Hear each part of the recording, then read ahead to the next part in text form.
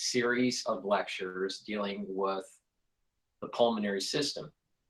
And each day there will be a new lecture released. Each of the lectures have slides. There's going to be 22 lectures. So you're going to get a PDF file and you're going to get a video lecture. That's through individuals that purchase the module, this Pulmonology module. So you can get access to this information through a couple of ways. The first way is to go to my website, the-studio-reykjavik.com, and that will take you to the website, and under store you just click classes, and then you'll see the Pulmonology module that you can purchase for $50. When you do that purchase, you'll get a file that's emailed to you that will tell you what your password is to get into the module. So you take that password, and at the very top of the screen of my website, you'll see classes. So you just click which module you purchased. I'll have multiple modules, but right now the only one that's up there is the pulmonary module. So you click that, and then you'll type in your code, and that will take you to the different lectures that you can click and watch.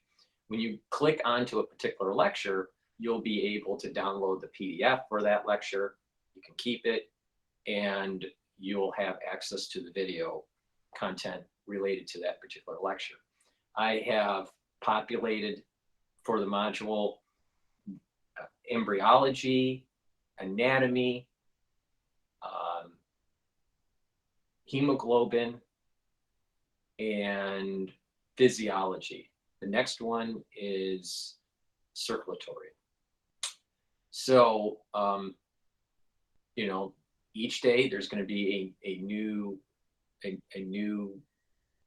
lecture on business days. I'm not going to be probably publishing during the weekend, but this is a way to help support my work, and this is a way for you to learn about different medical systems. I'll be doing different modules such as infectious diseases, cardiology, and biochemistry. I'm going to be doing a lot of different lectures. So view this as a way to support my work, but also a way for you to get educated. See, I believe in providing information that is kind of a win-win type of situation where you're helping support my work and I'm helping to either improve your health or improve your knowledge about how to get healthy and how to be more discerning. I think it's very important to be a citizen scientist.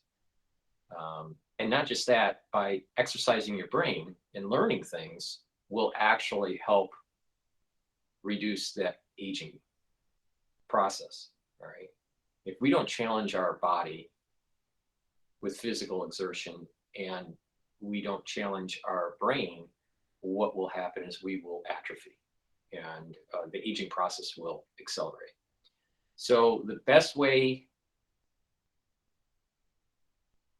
not sure why no live stream is happening, but the best way to support my work through purchasing the module is to do it through the website. Another method is to be a tier 3 or tier 4 member on Patreon. That way, if you are a tier 2, tier 3, or tier 4, you as a tier 2, you'll get the first and the last lecture of each module that I publish. And that membership on Patreon is $10 a month. All right, so you get 2 lectures. You will not have access to the PDFs. If you're a tier 3 member, you'll have access to half of the modules for $25 a month. And if you are a tier 4 member, you'll be able to have access to the videos, $50 a month. Now, if you stop your membership, you will lose access on Patreon. And again, you can purchase the whole module and you'll have access completely for as long as you want to see it if you purchase it through my website. So please, either if you want the PDFs and the videos and have unlimited access, then it's best to purchase the module on my website. If you want just a couple of the videos, the first and the last for each module, you can be a member at a tier 2 level per Patreon. A tier 3 level will give you half of the lectures for each of the modules as I publish them. And if you want the videos for all of the lectures, then it would be $50 a month. Again, you will not have access to the PDFs. And if you stop becoming a member, you will no longer have that access. So please, to learn about different medical systems and how to be more discerning as a citizen scientist of the news, the mainstream news, and to reduce that power imbalance between the doctor and the patient. What I have noticed is that people do not have a very strong scientific or medical background. And it doesn't mean that they can't get there. It just means they're not there. So the best way to attack this problem is to find ways to start to give a baseline to the population so they have a better understanding about medicine and how to improve their health and be able to be more discerning with the news and more discerning with your doctor. All right. You got to take your health in your own hands. If you don't, no one will. So with that said, please go to my store, the-studio-reykjavik.com, and get the module, the pulmonary module. Each day I'm populating more lectures for that module. I have 4 that are up right now. Each lecture is about 25 minutes. Some of them are 45 minutes long. And you will be able to download those PDFs and be able to have that as a reference. You will learn a lot. You'll be able also to be able to read some of these scientific journals and understand the validity of the research, what the pluses and minuses are to the study, what the conclusions mean. So please get on the boat that I'm creating and learn about medicine. So again, go to my store, the-studio-reykjavik.com. Links are in the description of this video, and you can click and learn about medicine if you want to. Also, please help support my work, even if you don't want to purchase the pulmonary module or any of the modules. You can help support my work by being a paid member on Patreon, and help support my work that way. You can also donate on my website, the-studio-reykjavik.com. At the very bottom, you can donate 3 different ways. You can donate through Stripe, PayPal, or Buy Me a Coffee. You can also click the links below this video, especially for Buy Me a Coffee, to go there directly. But there's also links on my website. Another way to support my work is to share the links and to tell your social followers and your family members to follow me. I have 6 channels. I have 3 YouTube channels. I have Brighteon, Bitchute, and Rumble. I need to reach a wider audience to be able to inform the public when something happens that's really important to talk about. And not just that, you know, again, to be able to inform the public on how to improve their health. So it's a win-win. So please help support my work by sharing the links and telling your followers and the people that you interface with to follow my work. I would really appreciate it. If you interface with certain channels that you know, have accreted quite a few subscribers, please, you know, talk to those owners of those channels and you know, ask them to help support my work by, you know, sharing the content. Some of these larger channels will take a look at some of my work and then you know, comment about it on their channel, which helps. I am censored on YouTube. I just received 2 other strikes on my smaller channel. And so, you know, there's, and it was just covering disease X. So, you know, please realize that it is very hard for me to be able to inform you because of the censorship on YouTube. And that's why Rumble, Bitchute, Brighteon are so important.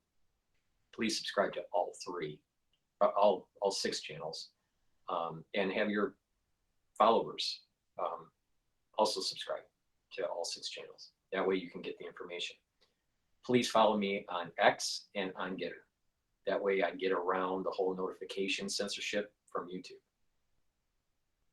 In addition, people take some of my videos and mirror it on other channels. I appreciate that. Thank you very much, and continue to do so. Now, what are we going through now in the news cycle? A lot of stuff about artificial intelligence and how there may be some sort of social disruption. And some of the humanism versus transhumanism philosophy, and what will happen in the job market with this decoupling of labor and capital. I have written a book that I wrote a few years ago about this very subject. I did some research when I was working on my Ph.D. Dealing with trading algorithms and machine learning, right? And so machine learning, depending on who you talk to, you know, there's different types of artificial intelligence. So there's machine learning where you can teach the machine to do something, or what is called narrow AI. And then there's something called broad AI or general AI. And then there is, you know, different facets of AI where it's the generative AI is a new thing that's kind of popped up. But in finance, a lot of research has gone into machine learning and artificial intelligence. So this is taking telemetry, like market telemetry, and having a trading algorithm learn from that telemetry on how to position a portfolio or position trades, either in very short-term trades or more long-term trades. Depends on how you train your algorithm. So, you know, I have an understanding of this, and after I received my PhD, I did some work in some research in 2 different areas. One area was in topographical finance, which is graphing the market in 3 dimensions, and I was developing a software that, you know, that I was trying to get people to use and purchase, and you know, to get funders. But it was called Poseidon. It was kind of like a 3-dimensional Bloomberg trading station, and it didn't. I wasn't able to get investors for it. So at that time, when I was looking to get investors, they were. This is back in like 2015 and in 2016. They were more focused on like Robinhood and you know, machine learning that's on and trading that's on an iPhone. that was kind of like where they were putting their money. They weren't looking for like a data aggregator and a machine learning and graphing software that was looking at the market in 3 dimensions, for probabilities. And so it was more, they didn't want to invest in that kind of thing. So that, that's okay. And I don't like coding. So, I decided not to keep for the ones that have coded, they understand that if you change the operating system, update, and you have it for Apple and for Windows, it becomes problematic to be able to keep the code working. So I don't have patience for coding. I don't like coding, so I just stopped doing it. So I did some research and some development work back in 2015 and 2016 on these machine learning algorithms and these kind of like narrow AI algorithms, and this topographical finance post Ph.D. And I could probably re-release those videos so you get an idea.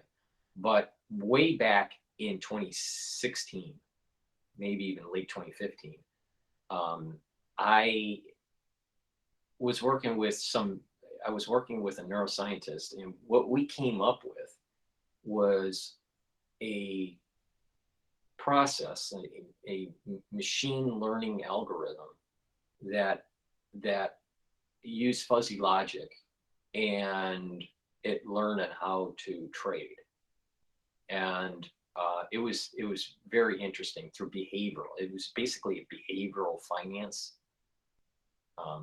theoretical foundation using processes that were very midbrain oriented. So it's what I call cortical computing.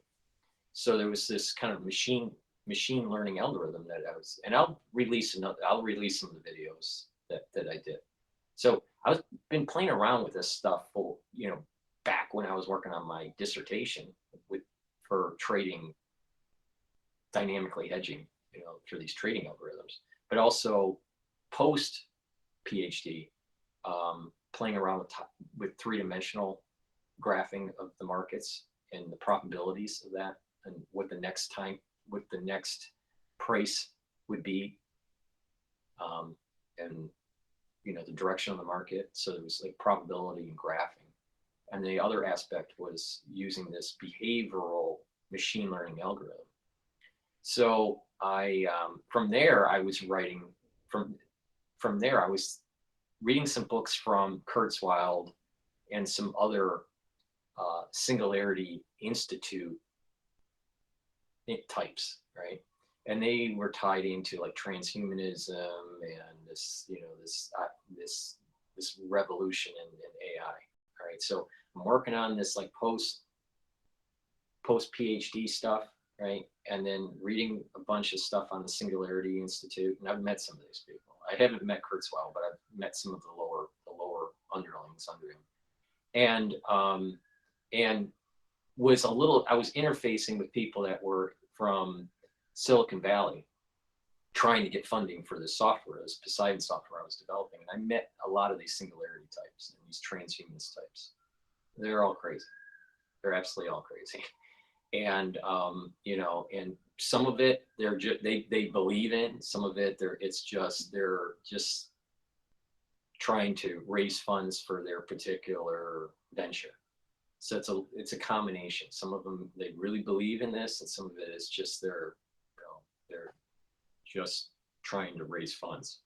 But there's a lot back then, back in 2016 and late 2015, there was a lot of interest in this. All right, so I was writing, so based on my experience of playing around with some of these machine learning and narrow AI type stuff in trading, and interfacing with some of these people that were in the VC world from Silicon Valley, and reading some of the books that were like from Kurzweil and some of these other transhumanists, I came to the conclusion that artificial intelligence was bad. All right. And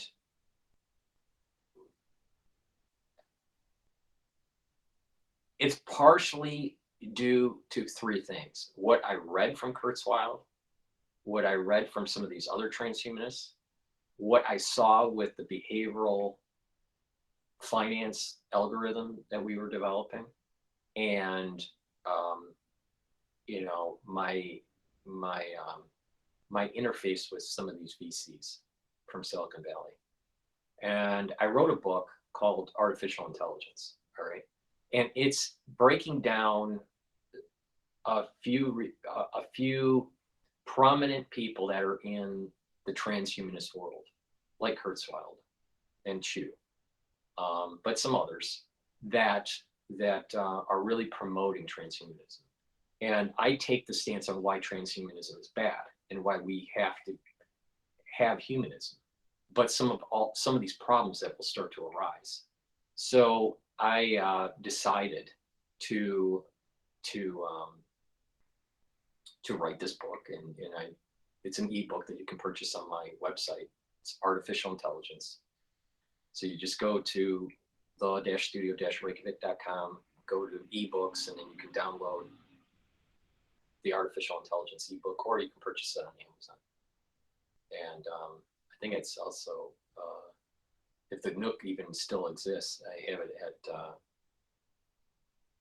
Barnes and Nobles.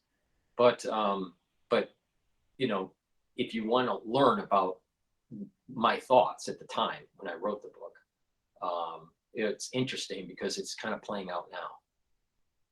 And this idea of this battle between the transhumanists and the humanists, and it's something I called monkism, where to survive this, you don't have to be a Luddite, but you're going to have to be less techie. And there's going to be a shift to spirituality to fight the transhumanists. And the transhumanists will need energy. And this energy is their Achilles heel.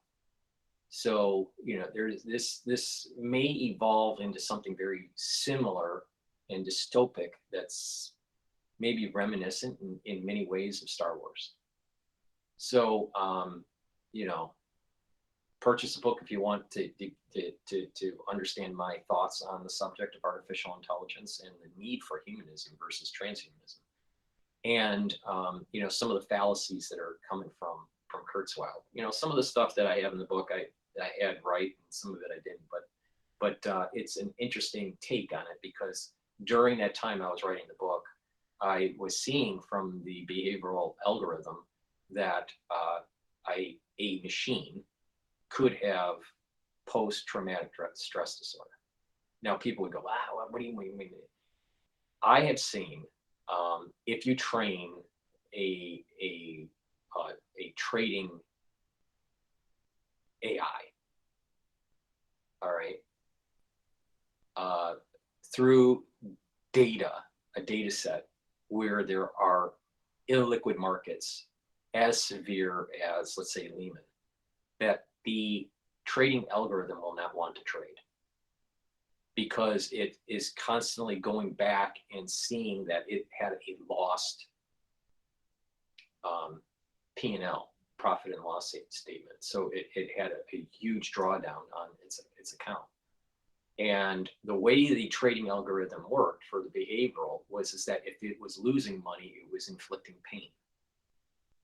Now that's a metaphor, but digitally we created kind of like a pain function.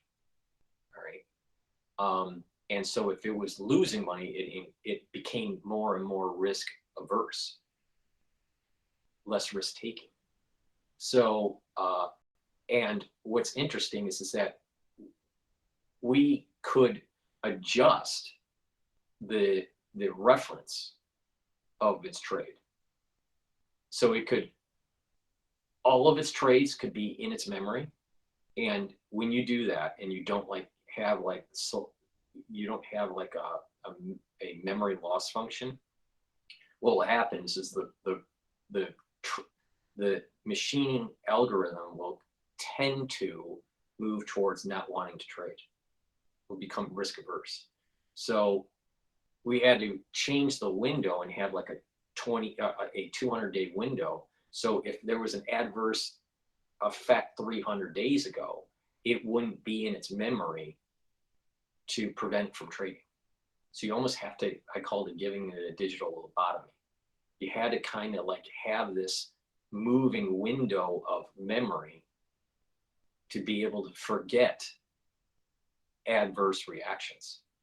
So there is this, you can, if you remember everything in your life and not have some sort of forgetfulness of past trauma, it may make you less functioning. And we saw that with the trading algorithm. So that was interesting.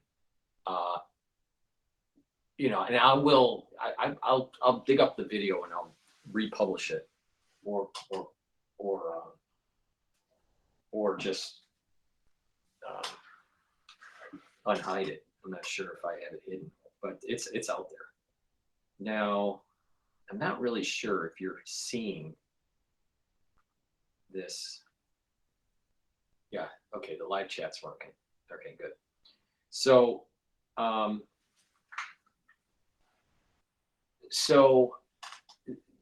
go to the store, get the artificial intelligence book, and learn about my perspective on transhumanism and humanism. I'm a humanist, all right? I'm not a transhumanist. Some people have thought that because I, that I'm promoting kind of longevity and better health, that I'm some sort of Kurzweil type and singularity type. I'm not. I'm against Kurzweil. I think Kurzweil's afraid to die. And anyone that thinks that you're going to be able to upload their consciousness into a machine, I think is insane. But I do think that we can create machines that will at least seemingly be sentient, and that may be based on an emergent property. Now, people that are of religious persuasion, they would say that the machine doesn't have a soul, and therefore it may be of a lesser being, but it may still be able to think.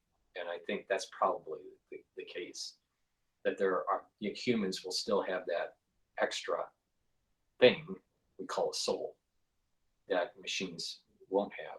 But if you are a purist in the sense of evolution, where you don't think there's a soul and it's just an emergent behavior of neurons and chemicals and stuff like that, then there is nothing that would prevent a machine to emerge that seems to be sentient.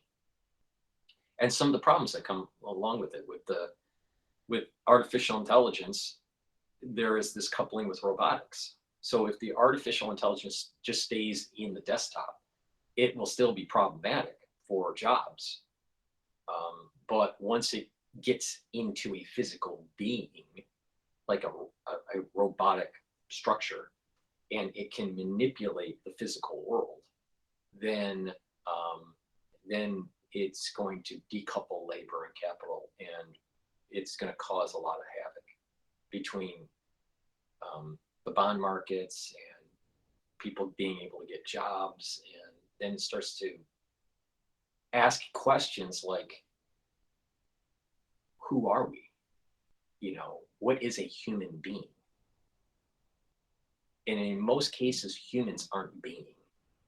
If you go to a social gathering and you're in front of people that are new, right, in your life, that you've never met before, what's some of the first things that they ask? What's your name? Where are you from? What do you do? Very rarely will they say,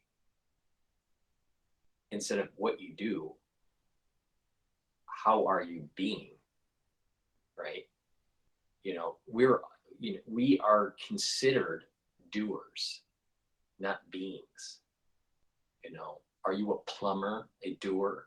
Are you a engineer? Are you a sales assistant? No one really frames the conversation as in being. It's always a doing. And then all these things, all these biases start to emerge. Where did you go to school? Where do you work? Where do you live? It's not focused on being. And this, I think, is part of this idea of humanism versus transhumanism. The need to be, not the need to just do. All right. So if you're interested in some of these kinds of topics, and my thoughts at the time when I was working with machine learning algorithms for trading and doing some of this behavioral finance algorithm stuff, purchased the book, and it's an interesting perspective that I had. When I was writing it, I would say that I felt dystopic about human existence because of this eventual push towards the singularity, which Kurzweil was saying was going to take place in 2045. Maybe a little earlier, but so I wrote the book at around 2015, 2016, somewhere in there. Not sure which year I published it, but probably around that time period. And it's just under 10 years. So 9 years away, 8 years away. Right, some of my thoughts on this topic. So it's kind of prescient. So go to the store and get the book if you're interested in that. Another way to support my work is to go and get the health supplements I offer. I have a lot of great high quality supplements. And if you follow the anti-aging protocol, it'll improve your health. Let me go through some of the products that I offer to help you get an idea of how to start on this journey to improve your health. Okay. So there are 3 pillars to the anti-aging protocol. All right. Again, I'm a humanist, not a transhumanist. All right. And I believe that you need to take care of your health. So the first pillar is to neutralize pathogens. You can neutralize pathogens by taking structural nanosilver liquid. You take a teaspoon of it a day, you swish it in your mouth, you swallow it, and you do that every day. If you're sick, take a tablespoon or 2 a day. All right. You can get the Max 14 or the Max 35 on my store. Also, to help to neutralize pathogens, structural nanosilver gel. You just put it on your hands. It stays active for about 5 hours. You can put it around your mouth, around your nose, around your eyes, around your ears. You can't do that with Cottrell because Cottrell is toxic. But structural nanosilver will help to neutralize pathogens, but also you can put it on your skin right before you go to bed. When you wake up, exfoliate, and you'll notice that your skin will start to improve. You'll also heal cuts, minor cuts, abrasions, and minor burns. Now, the second part of the pillar of the anti-aging protocol is C60. C60 is a very strong antioxidant. It soaks up free radicals, reactive oxygen species, and what that will do is when you soak up those free radicals, your cells will become healthier and your mitochondria will become healthier. You'll get more ATP and your cellular function will improve. You can get it in avocado, coconut, either in a 2 ounce, a 4 ounce, or an 8 ounce configuration. Take a teaspoon of it a day. Then the third part of the protocol is bring down inflammation. Take turmeric every day and also couple it with ashwagandha. Ashwagandha will control blood glucose levels and bring down that inflammatory response cardiovascularly. So you have those 3 pillars: bring down the inflammation, reduce reactive oxygen species, neutralize pathogens. Then you add stuff to the protocol based on certain things, right? Like D3. D3 is a gene expression cofactor. That'll also help to absorb calcium, right? And help to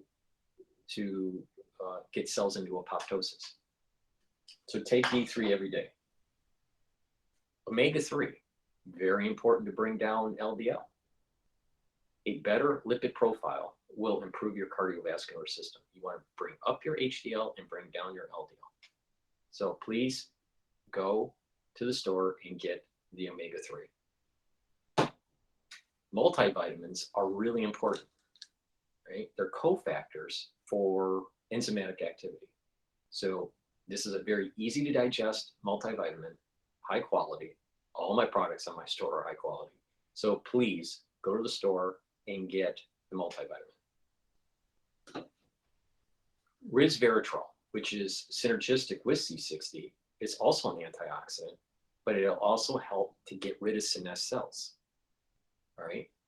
So resveratrol has been known to be part of an anti-aging protocol for many people that have been down this route. I took resveratrol when I was young, 16 years old, right?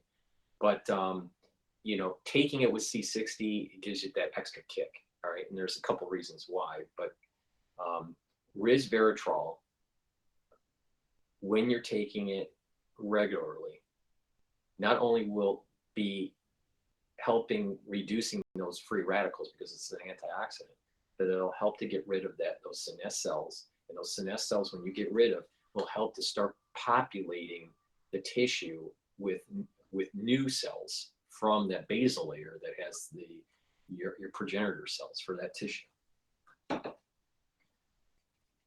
Clarity factor, get rid of that brain fog, help to concentrate at work or at school, and it'll get those neurons firing. And when you get those neurons firing and you're being able to concentrate, then those dendritic connections won't be maintained and you'll have proper mental acuity. So please go to the store and get the Clarity Factor. It's a very high quality product.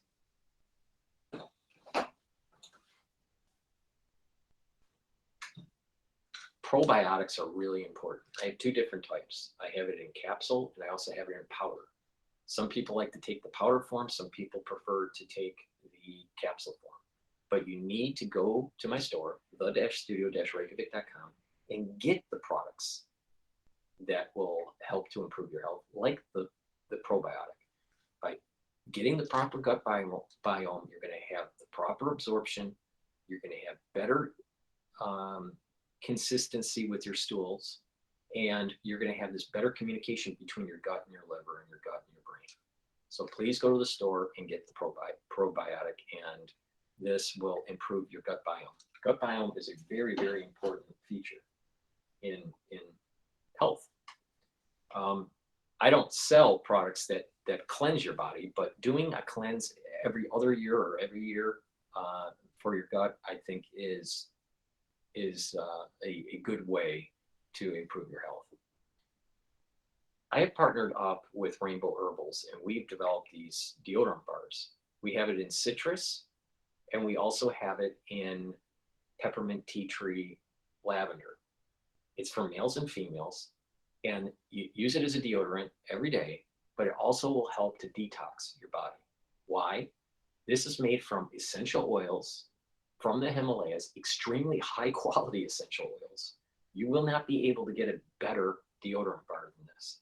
It has no aluminum in it. It's all natural, very, very high quality. So go to the store, get a couple bars. You can either get it in citrus or the other bar is in peppermint, lavender, tea tree. We're going through the cold season, right? And we'll start to emerge into the spring season in the United States. So you're going to have to be fighting pathogens, and you're going to be fighting allergens. So people will start to get that scratchy throat, irritation. Take the structural nanosilver lozenges and drops to neutralize pathogens and to also to soothe that throat, right? I have it in different flavors. I have it in honey lemon drops in 100 count. I also have it in blueberry 100 count. These drops are a little bit smaller, but very, very high quality. I have lozenges in in a 20 count, that's green apple. This is a popular item. And I have 2 new products on the store. I have Manuka honey. All right, you get 21 in this bag, lozenges. And this one is elderberry zinc.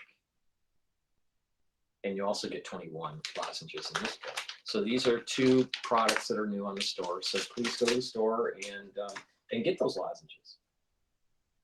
I also have structural nano silver soaps, extremely high quality. Lavender, oatmeal spice, and charcoal tea tree. And this one is peppermint. All right, so very high quality, neutralizes pathogens. You know, instead of getting those Procter and Gamble soaps that aren't so great for you,